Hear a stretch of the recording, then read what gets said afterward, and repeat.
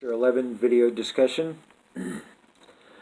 First question: what are the advantages and disadvantages of social media? Advantages: connect with friends and family via emails, text, messaging, chats. Disadvantages are being told what to think, how to think, thinking what they tell us we want so many times that we start to think that we are what we are told. Page 235, setting the agenda. Does it create a mob mentality at times? Very much so. I've actually seen it. Mobs had been, or massive mobs had been organized online firsthand. The anarchists coordinating all their demonstrations with the demonstrations at the WTO, creating the riots in Seattle. I was living downtown at the time. Has it sparked more polarization on the topics of gender, racism, and sexism? I don't honestly believe that a sharp division on these subjects of gender, racism, or sexism was created by social media, but it does give it a voice and a stage.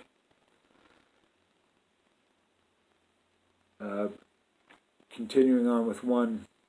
How do you personally feel about social media, and in what ways has it both positively and negatively affected your way of life? I would sure like to say that it hasn't changed my life at all, but that'd be a lie.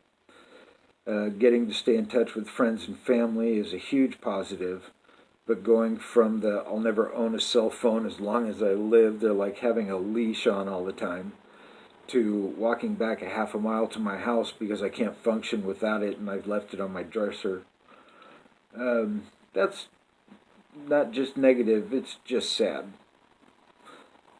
Continuing on with questions from number one. What would the authors say about my response, and how would they explain it according to the text? The author would, I hope, tell us all to unplug for a while, and on page 253, understand overt and subtle gender messages in the media that empower us to be more critical consumers. Question 2, on page 238, it says, women are continually portrayed in traditional roles: homemaking, grooming, shopping, cooking, etc. Is the negative connotation with being traditional in the text necessary, or is it developing a bias against traditionally cultured women? Excuse me. I think that the bias against the traditional cultured as being wrong. Here we go again with stereotypes. But have you seen the movie Steel Magnolias? Guilty pleasure. These were strong women raised and acting like old South stereotype women. There's nothing wrong with that. Why does it make it sound wrong for women to abide by traditional roles? And is it acceptable for the book to impose otherwise? I think the author, looking at page 238, the author seems to be focused on the bad stereotypes. What about the good ones? There are good stereotypes.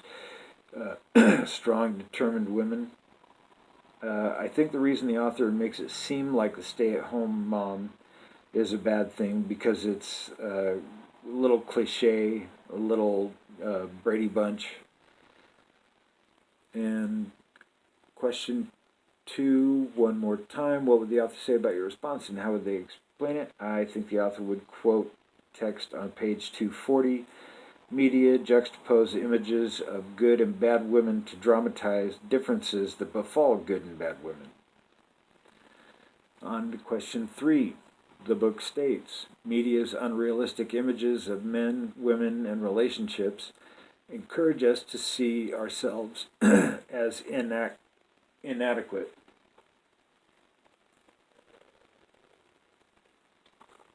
Page 251. How has the media made you feel inadequate as a person? It can't. It won't change the way that you look or think about me. That's none of my business. What I feel about myself is the difference. That belongs to me. Again, question 3. What would the author say about your response? Meeting the standards for the media. I was close in my heyday. Now I'm damn good shape for 55. Question 3C. What would the author say about your response? How would they explain it according to the text?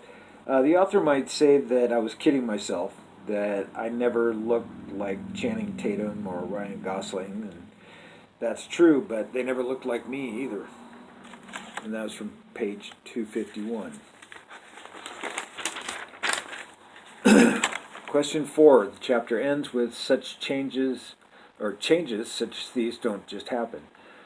They happen when we demand them. Page 253.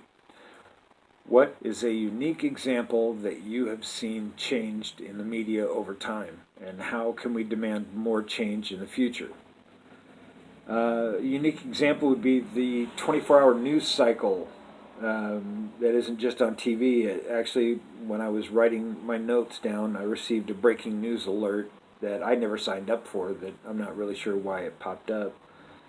But, I remember back when there was 3 channels and, black and white TVs were all there was.